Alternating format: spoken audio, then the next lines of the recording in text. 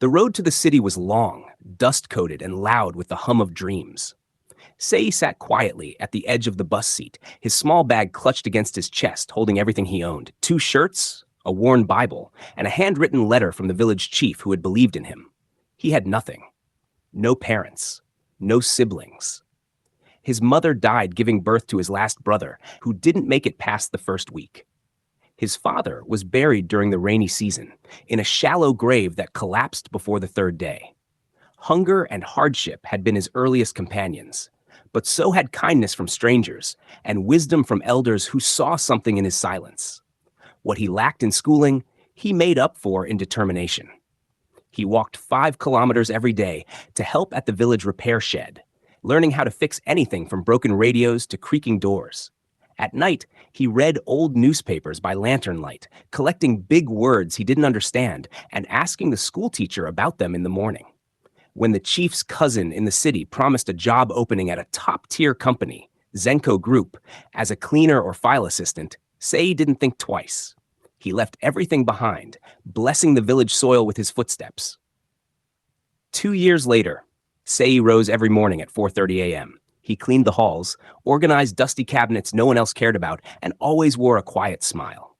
The company was a towering beast of glass and marble. The people inside, restless wolves in suits. Yet Sei walked among them like a ghost, ignored, underestimated, invisible. But he didn't complain. He learned. He listened. And over time, the floor supervisors began to notice something different about him.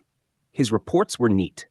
His attendance perfect. They promoted him to mailroom assistant, then to logistics support, then one day to personal office runner on the executive floor.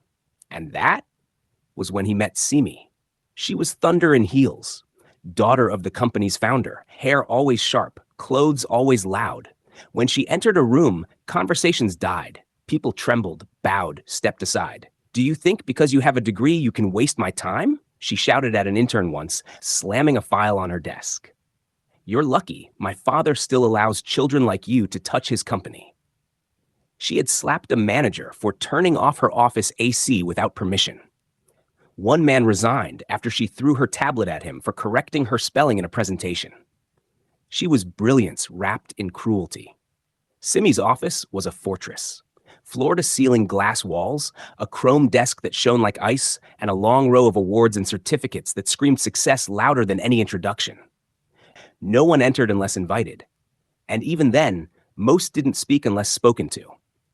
She ran the operations wing of Zenko Group like a military base.